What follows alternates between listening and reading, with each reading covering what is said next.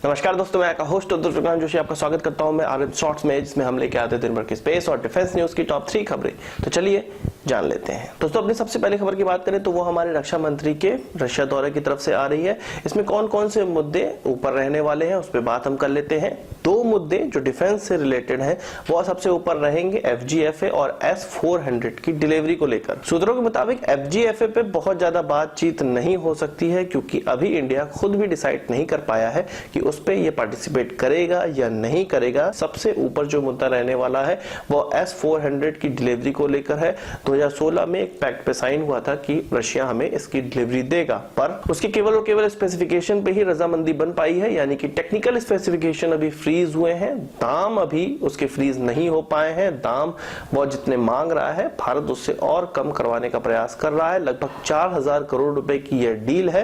भारत चाहता है कि इसको थोड़ा और नीचे लाया जाए और इसी मामले पे रक्षा मंत्री वहां पर बात करेंगे। यह पूरी उम्मीद जताई जा रही है कि इस डील को अंतिम रूप दे दिया जाएगा उनके इस रशिया दौरे में और डिलीवरी सुनिश्चित कर ली जाएगी। 2020 से शायद डिलीवरी स्टार्ट कर दी जाए। जैसा कि आप जानते होंगे, चाइना ने 2014 में ही पैक्ट साइन कर लिया था, उसको डिलीवरी हो भी गई है।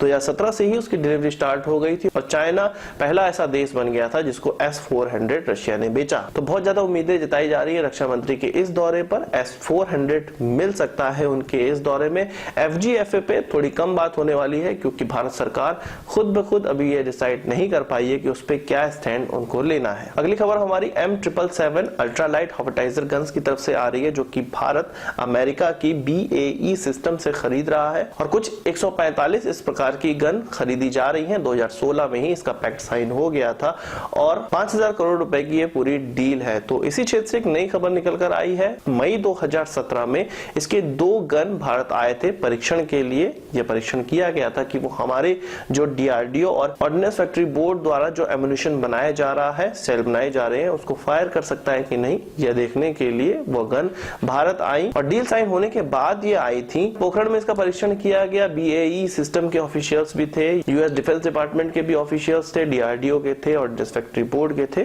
कई ऑफिशियल्स के सामने इसका परीक्षण किया गया। पोखरण में यह परीक्षण हुआ था। सितंबर 2017 में यह परीक्षण स्टार्ट हुआ। कुछ 4-5 सेल फायर करने के बाद, जो कि ऑर्डिनेंस फैक्ट्री बोर्ड के द्वारा बनाए गए थे, इनमें से एक गन की बैरल फट गई। तो इस पर एक जांच बैठा दी गई, 5 मीटिंग हुई और ज्वाइंट इन्वेस्टिगेशन कमेटी बैठाई गई, जिसमें सभी ऑफिशियल्स को शामिल किया गया, भारत के भी और अमेरिका के भी। और 5 मीटिंग के बाद कोई निर्णय नहीं निकल कर आ पाया। अमेरिका कह रहा है कि ये ऑर्डिनेंस फैक्ट्री बोर्ड द्वारा जो एम्युनिशन बनाया गया उसकी गड़बड़ी के कारण हमारी बैरल फटी है, पर भारत कह रहा है ऐसी कोई बात नहीं है। ऑर्डिनेंस फैक्ट्री बोर्ड कह रहा है ऐसी कोई बात नहीं है। 6ठी मीटिंग कल परसों में होगी। उसके बाद क्या निकलकर सामने आता है ये देखने वाली बात होगी। उसकी डिटेल अपडेट मैं दे दूंगा आपको। इस डील की थोड़ी और बात हम जान लें। BAE system Mahindra and Mahindra के साथ कोलैबोरेट करके इस गन को बना रहा है। 25 इस प्रकार की गन अमेरिका से आएंगी और उसके बाद जो डिलीवरी होगी वो भारत में महाराष्ट्र में जो महिंद्रा एंड महिंद्रा और BAE सिस्टम की जो कोलैबोरेशन वाली फैक्ट्री है वहां से बनकर भारतीय सेना में डिलीवर की जाएंगी। अगली खबर हमारी ग्लोबल मिलिट्री इंडेक्स की तरफ से आ रही है और भारत को इसमें 4था स्थान प्राप्त हुआ है। इसमें विश्व में सभी देशों की रैंकिंग की गई है। 133 कंट्रीज की रैंकिंग की गई है और भारत को इसमें 4था स्थान रखा गया है।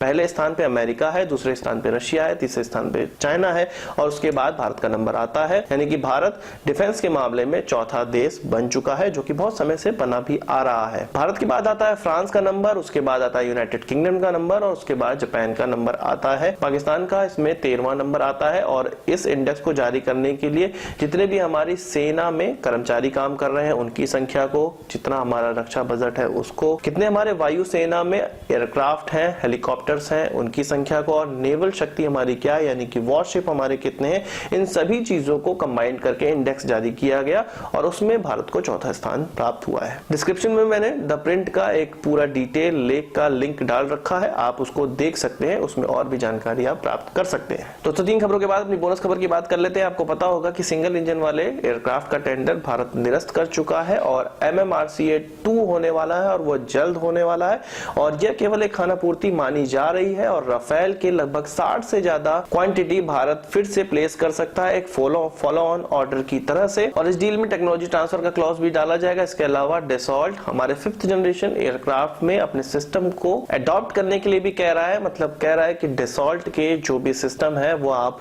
अपने 5th जनरेशन AMCA प्रोग्राम में अडॉप्ट कर सकते हैं, हम उसकी टेक्नोलॉजी आपको देने को तैयार हैं। तो फिर से एक समा बन रहा है राफेल को भारत में लाने का, ज्यादा संख्या में राफेल को भारत में लाने का। तो आज के इस वीडियो के लिए बस इतना ही। आशा करता हूं आपको वीडियो पसंद आया होगा, आप इसको बड़ा थम्स अप जरूर देंगे। इस वीडियो संबंधित कोई सवाल सुझाव तो कमेंट बॉक्स में जरूर लाइएगा, और यदि आपने हमारे चैनल को सब्सक्राइब नहीं किया उसे भी कर लीजिए, क्योंकि हम इस प्रकार की वीडियो लाते रहते हैं जो आपके स्पेस और डिफेंस ज्ञान बहुत ज्यादा बढ़ाने वाला है। नमस्कार, थैंक यू, जय हिंद।